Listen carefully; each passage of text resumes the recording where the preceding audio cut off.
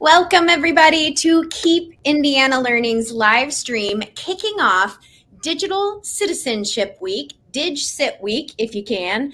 And we are thrilled to have this live stream series fresh out of Keep Indiana Learning's digital learning coaches with collaboration from Common Sense Education to celebrate 10 years of DigCit Week. Jessica Zepik is one of our Keep Indiana Learning digital learning coaches, and we're thrilled to have her here today. Hi, Jessica.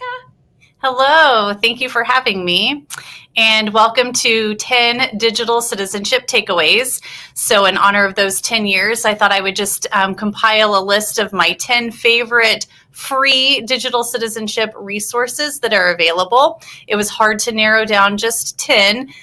So I've compiled these into a slideshow that you can actually access with the tiny URL.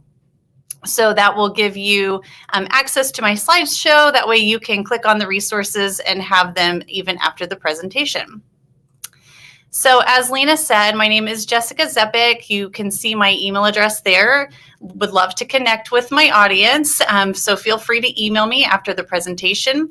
I am the media and STEM specialist at East Elementary, and that is with South Madison Community Schools in Pendleton. You can find my Twitter handle there. Again, would love to connect on social media. So the way I've arranged this slideshow is I found some resources in different categories. You can find professional development resources, curriculum, and then student activities. So this slideshow actually has links to other slides in the presentation. So if you're looking for one in particular, you can go back to this slide and link, and it'll have a direct link to the slide that you're looking for. So in the professional development category, I have to start off with Keep Indiana Learning because they just have a plethora of great resources, and that includes digital citizenship. So if you actually go to their engagement center, which is full of on-demand free resources, and click the search icon, which is just the magnifying glass. We'll give that a second. And then if you type in digital citizenship,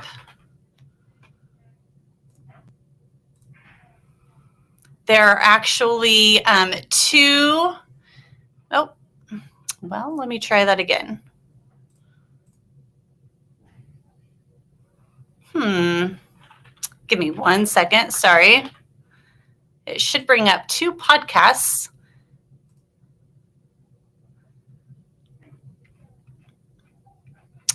I apologize. When I searched for this earlier, it brought me right to these two on-demand webcasts. So let me just tell you about them. And they're both presented by Kat Crawford. And what they are, they're 25 minutes, so they're on demand. You can access those on your own. And it talks about why the abstinence-only approach to digital citizenship isn't working. And then when overwhelmed with digital citizenship, find your digital chill. So again, those are great podcasts that are on demand. And like I said, you should be able to search and Lena, I don't know if you want to jump in as far as why that isn't working. Sure, they're actually webcasts. They're on demand. So you will search our engagement center. If you pop into on-demand learning at the top menu there, you can go to the engagement center and search for those on-demand webcasts. So they have video as well as audio in those two selections. Thank you. Yes, I wasn't in the engagement center. So here we are inside of the engagement center. There's the icon that you want to search for.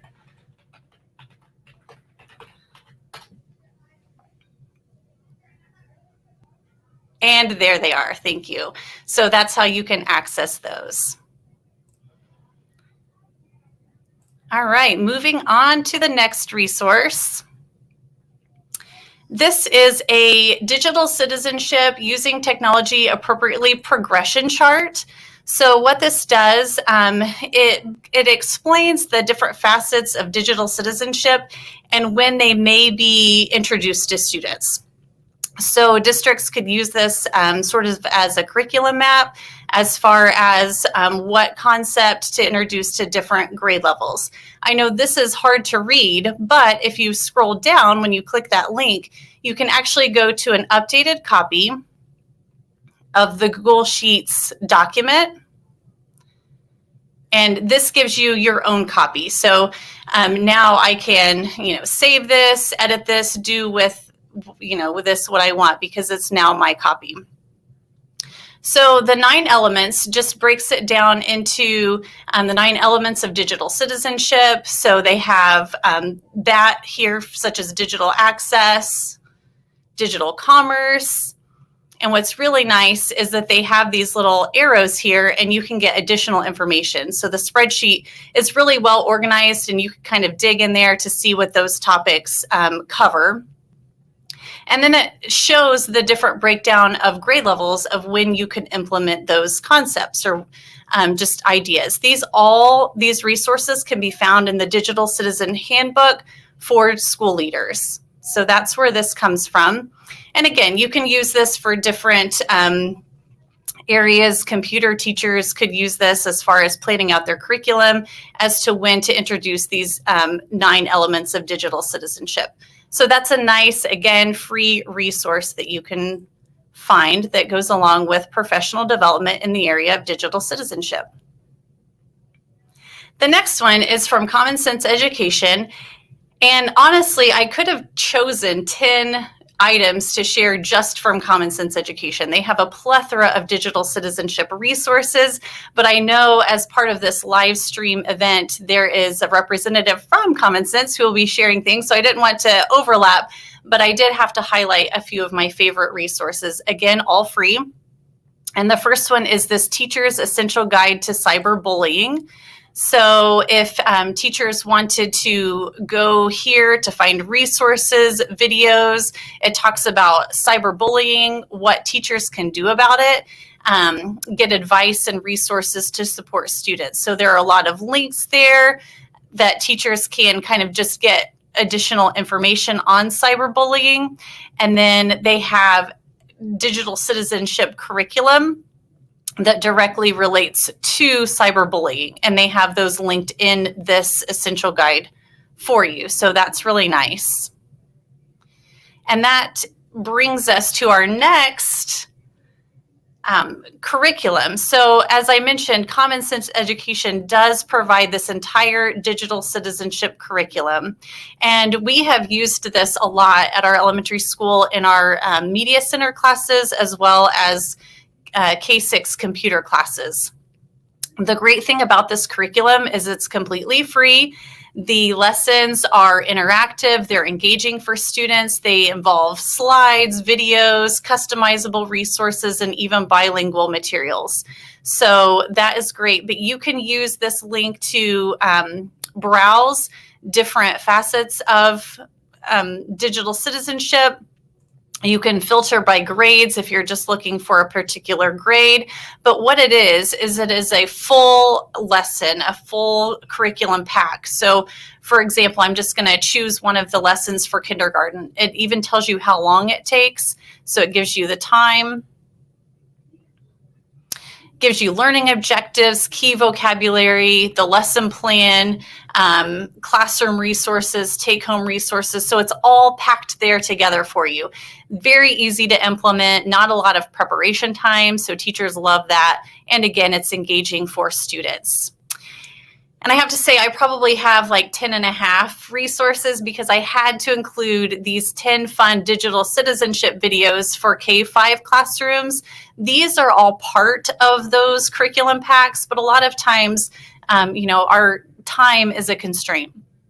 And so if you are short on time and you just are looking for these engaging videos, maybe to start your day with students or put on school announcements, these are great videos. They're short, they get to the point, they provide discussion questions, so you can even do a follow-up in your classroom.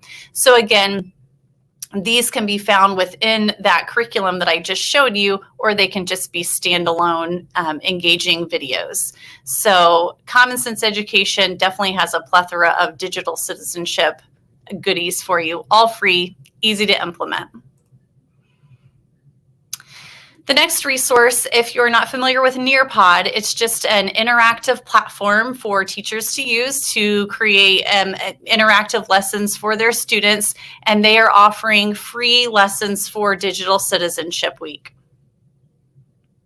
So if you go to that link, you can find those. It talks about what Digital Citizenship Week is, and then all of the free lessons that Nearpod has to offer. So again, those are broken up into grade level bands. And then what I like is that they have here, the most used or a staff favorite, grade 2 most used. So if you're not looking for the entire curriculum pack, you can really kind of just zero in on the ones that are most relevant to you to use. And they have a lot of choices. So, and that covers lower elementary, middle school, and even high school. So, browse through there, kind of see what there is to offer. So Nearpod is typically a paid resource, but they are offering these free digital citizenship resources for Digital Citizenship Week. So they're worth checking out for sure.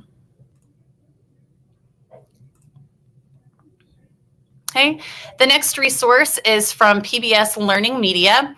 They have technological literacy topics on digital citizenship, and you can also filter those by grade or resource type. So by clicking the link here, you can see that this entire platform was made for Indiana educators, so a local resource there. But basically, it examines the knowledge and ability to use technology in a responsible manner. So, of course, that's really relevant to today's students. And they have all of these digital citizenship topics, everything from digital communication to leadership, ethical use, and impact. So you can filter by those topics. You can also filter by grade, and you can see that they have these videos here. And they don't just have videos, but they also have interactive lessons, lesson plans, audio, images, etc. So teachers can filter through and find what is relevant for them and their students. There's also a student site. So you'll notice on the banner here, there's a link to the student site for this technological literacy. So you can actually set it up as a teacher to have a code, sort of like an LMS, where the teacher is assigning a particular resource for students to engage with. Students can enter a code from their teacher. Again, all free, all about digital citizenship, and it covers a wide variety of grades and topics.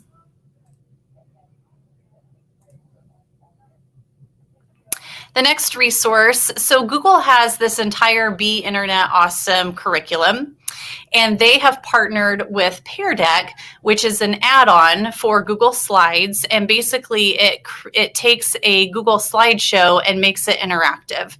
So if you've ever seen Pear Deck, you know that the teacher can set up interactive questions, and it just makes the entire presentation more engaging, ensures that all students are active participants in the lesson. So if you click this link here, it takes you to this Be Internet Awesome. And so the Be Internet Awesome is a standalone curriculum as itself, but partnering with Pear Deck, again, makes it this interactive way so that teachers can control the pace of the lesson. They can view student answers from their teacher dashboard, and they can share completed lessons. So it explains how to use it. Basically, you install the Pear Deck add-on for Google Slides if you don't already have that. And then they have links to the different pieces of curriculum here. So for example, this category is share with care, don't fall for fake, secure your secrets. They have all of these different facets of digital citizenship. And then when you click on the link, for example, this when not to share, there are two options here. Well, first of all, you can sort of preview to see if it's something that you're interested in using, especially if you're picking and choosing and not going through the curriculum one by one. But you can click the share button to just share as it is. But my suggestion would be to click the use content button. And that actually gives you the ability to make a copy of the slideshow itself so that you can make it your own. You can make edits to it. You can launch the Pear Deck add-on to make that interactive for your students. So you create your own copy and then you have that in your own files to use. Again, completely free. It's all packaged there, minimal to no prep for the teacher. Okay. Another resource is from iCivics called News Feed Defenders. If you click on that link there, it takes you to this interactive activity for students. Basically, they get into Newsably, which is a fictional social media site, and it's focused on news and information, but they have to, as a student, spot fake posts and that try to sneak through hidden ads, viral deception, and false reporting. So it's a great way for students to kind of practice those skills of really looking at media and, deciding whether that is fake news or if that is legitimate. So good, fun practice for students. And again, it's free. So all you would do is share this link with your students. Okay, EdPuzzle is another resource. So with EdPuzzle, you can make any video your lesson. What you can do is embed questions into a video, and students progress through the video and answer those questions. So it's a great way for teachers to check for understanding and for students to be engaged in the video rather than just being expected to kind of absorb the information as they watch. But they also have it broken up into different categories as far as, pieces of digital citizenship. For example, this one talks about digital footprints. There's one on cyberbullying, online images. So all of these different categories. But what I would suggest using this is clicking copy video. And that loads that video into your EdPuzzle account. And then that way you can edit it, assign it to your students, and so forth. So these are really great. Again, they're curated for you. You can edit them and make them your own if you want, or just use the content as is. But that's a really nice free option that EdPuzzle is offering. Okay, and last but not least, if you're not familiar with the Indiana Learning Lab, they have a great collection of resources, and one of those is lesson ideas. So these are linked directly. Now, if you're not signed into the Learning Lab, you won't be able to access the entire collection. So make sure that you click those links and then sign in. So this is a lesson idea for a digital citizenship jigsaw. And what's nice about these is they're more like lesson stems. So you're not going to get a rundown of step 1, step 2, step 3. It's more of, this is a broad overview idea, and then you can put into your content and kind of make it how you want. Now, this gives an overview, but if you click download collection, you get a really nice PDF, and it gives you the lesson overview. What I love about them is their tool considerations. So for this particular example, students work together to create a website that's focused on digital citizenship using the jigsaw approach. So one student will, cover this topic, another student will cover this topic about digital citizenship, and then they'll come together to make this website. So you could use Google Sites, or you could use another tool of your choice. And then it goes through to talk about student exploration, checking for understanding, what students will actually produce with this lesson, and then accommodations and extensions. So again, it's not a step-by-step, but it's a lesson idea that you could use. So that is one, the digital citizenship jigsaw, and the other is digital citizenship PSAs. So again, it tells you the grade level, but basically students make a public service announcement related to digital citizenship. And again, they have these tool considerations, so you wouldn't have to use those, but you could use those. The great thing about these being in the Learning Lab is, let's say you're not familiar with these tools. Inside of the Learning Lab, before you click on the lesson, they have collection resources. So you can actually see how to use the different tools that are mentioned in the lesson. Not only that, you get credit for them. So these minutes can actually convert to PGP points as far as your own learning. So the Learning Lab is a great place to find a lot of resources, but I wanted to highlight those 2 digital citizenship resources that they have. All right, that was a lot in 20 minutes. So I want to thank you for joining me or watching the recording. Again, you can access the slideshow through that tiny URL.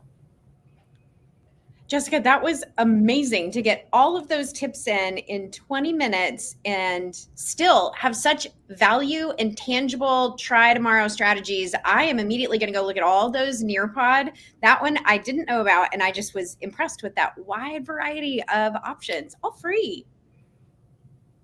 And I thank everybody for joining us both live and if you're watching later. These resources are available this week as DigCit Week resources, but anytime's a good time for digital citizenship. So we'll see you next session on more DigCit resources. And thanks again, Jessica, for being here with us to kick off 10 years of DigCit Week. Thank you.